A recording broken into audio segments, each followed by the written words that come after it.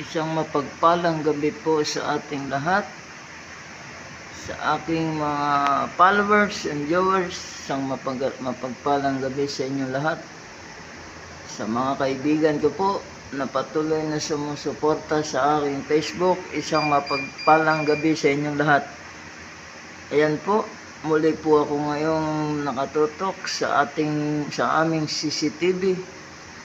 Akin pong pinagmamasdan ng ating kakalsadahan, nang sa ganun po ay makita natin kung ano man ang makikita natin, ating maibabato kaagad sa ating kapulisan at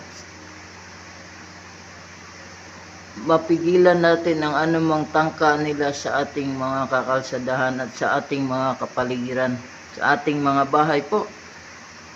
Kaya po ako nakatutok ngayon sa aming CCTV. Nang sa